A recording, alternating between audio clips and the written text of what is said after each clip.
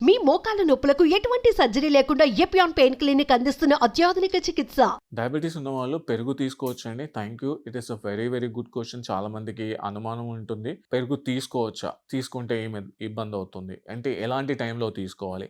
ఇది చాలా అరుదుగా అంటే చాలా మంది అడుగుతుండే చాలా కామన్ క్వెషన్ అండి. And specific very important question అండి. ఇంట్రెస్టింగ్ క్వెషన్ కూడా. ఏంటంటే పెరుగు అనేది తీసుకోవచ్చండి. పెరుగు అనేది ప్రోబయోటిక్ అంటారు. సో, పెరుగుని ప్రోబయోటిక్ అంటే మనకు జీర్ణ సంబంధ వ్యాధులు వచ్చినప్పుడు కానివ్వండి, మన జీర్ణకోశానికి అంటే డైజెస్టివ్ సిస్టమ్ ఇష్యూస్ ఉన్నప్పుడు కానివ్వండి, పెరుగు తీసుకుంటే మనకు చాలా ఉపయోగపడుతుంది. అంటే పెరుగు అంటే మనకి ప్రోబయోటికే కాదండి, దాని నుంచి antioxidants, anti flavonoids, protein కూడా వస్తుందండి. సో కాబట్టి పెరుగు తీసుకోవచ్చండి. పెరుగుతో చాలా లాభాలు ఉన్నాయి. పెరుగుని మళ్ళీ గడ్డ పెరుగుగా కాకుండా, లేదంటే జనరల్ గా ఏం చేస్తారు, చాలా మంది పెరుగు తినే వాళ్ళు నీళ్లు లేకుండా పెరుగును అలాగే తీసుకోవడం కానివ్వండి, లేకపోతే మనకు మీగడ తీసిన పాలతో చేసినటువంటి పెరుగుని తీసుకోవడం వల్ల కానివ్వండి లాభాలు జరుగుతూ ఉంటాయి. అంటారు కదా ఫుల్ క్రీమ్ మిల్క్. ఆ ఫుల్ క్రీమ్ మిల్క్ తో తీసుకున్నప్పుడు దాంట్లో కొవ్వు అనేది పెరుగుతుంది. దానివల్ల మళ్ళీ ఒబెసిటీ కానివ్వండి, కార్డియోవాస్కులర్ డిసీజెస్ కానివ్వండి, ఫ్యాటీ లివర్ లాంటివి కానివ్వండి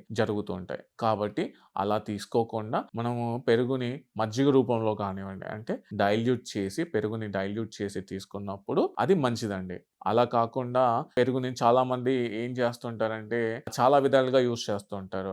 లేకపోతే దాన్ని పుడ్డింగ్‌గా యూజ్ చేస్తూ ఉంటారు. అంటే పెరుగుని పెరుగుగా తీసుకొని మజ్జిగ తీసుకున్నప్పుడు ఇబ్బంది లేదండి. దాంట్లో మళ్ళీ షుగర్ యాడ్ చేసి, లేకపోతే ఇంకా వేరేవి తీసుకున్నప్పుడు అది టాక్సిసిటీ, దానిలో పెరుగుని కలుషితం చేసి ఇంకో దానికి దారి తీసేట్టుగా చేస్తున్నాయి ఇప్పుడు. సో కాబట్టి పెరుగుని పెరుగులాగా తీసుకోవడము, లేదంటే మీగడ తీసిన ఆ పాలతో చేసినటువంటి పెరుగుని తీసుకోవడము, లేదంటే మజ్జిగ రూపంలో అంటే పెరుగుని డైల్యూట్ చేసి మజ్జిగ రూపంలో తీసుకోవడం వల్ల మనకు ఇబ్బందులు జరగవండి. లేదంటే ఇది గుండె పైన కానివ్వండి, లివర్ పైన కానివ్వండి ఎఫెక్ట్ అయ్యే ఛాన్స్ ఎక్కువగా ఉంటుంది. సో కాబట్టి పెరుగుని ఈ విధంగా తీసుకోవచ్చండి. దాంతో పాటు కూరగాయలు ఇంక్లూడ్ చేసుకుంటే, అంటే జనరల్ గా మనము చాలా మంది ఏం చేస్తూ ఉంటారంటే పెరుగుని లాస్ట్ ముద్దగా పెరుగు అన్నంగా కానివ్వండి, లేకపోతే బ్రౌన్ రైస్ తో కానివ్వండి తీసుకుంటారు. దాంతో పాటు కూరగాయల్ని తీసుకున్నప్పుడు దాంతో ఫైబర్ రావడం వల్ల మనకు కాన్స్టిపేషన్ లాంటివి నిర్మూలించడానికి ఉపయోగపడుతుందండి.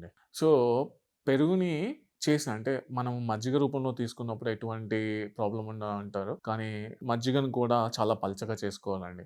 ఎలా అంటే జనరల్‌గా మనకి ఇప్పుడు వచ్చే మజ్జిగలన్నీ కూడా ఫర్మెంటెడ్, అంటే ఈస్ట్‌తో వేసి జనరల్‌గా చేస్తూ ఉంటారు. మనం ఇంతకుముందు మన జనరల్‌గా సాంస్కృతిక పద్ధతిలో చేసినటువంటి పెరుగుతో చేసిన మజ్జిగ తీసుకోవడం కానివ్వండి, అంటే మన సంస్కృతికి సంబంధించి అంటే ఆవు పాలతో కానివ్వండి, బర్రె పాలతో కానివ్వండి చేసినటువంటి పెరుగు తీసుకోవడం వల్ల వాటిలో కొవ్వు పదార్థాలు అంటే కొవ్వు పర్సెంటేజ్ అనేది ఎక్కువగా తక్కువ అవ్వడం జరుగుతూ ఉంటుంది. అలాంటివి తీసుకోవడం వల్ల మనము పెరుగుని తీసుకోవడం అంటే అది కూడా మళ్ళీ పిల్లల్లో తీసుకోవచ్చా? ఎందుకంటే జనరల్‌గా మనం పెరుగుని మోషన్స్ అయినప్పుడు, అంటే మనకు విరోచనాలు అయినప్పుడు పిల్లల్లో దాన్ని లాక్సేటివ్‌గా యూజ్ చేస్తూ ఉంటారు. అలా యూజ్ చేసినప్పుడు కానివ్వండి, అంటే టైప్ 1లో కానివ్వండి, లేకపోతే టైప్ 2లో కానివ్వండి, జెస్టేషనల్ టైమ్‌లో కానివ్వండి, అలా తీసుకోండి. అంటే మోతాదులో ఇంతకుముందు చెప్పినట్టుగా తీసుకోవాల్సిన మోతాదులో తీసుకుంటే పెరుగు అనేది కూడా మనకి ఇబ్బంది పెట్టదండి. అది కూడా మనం బర్రె పాలతో తీసుకున్నటువంటి దాంట్లో కొవ్వు అనేది చాలా ఎక్కువగా ఉంటుంది. అది పిల్లలకి సెట్ అవ్వకపోవచ్చండి.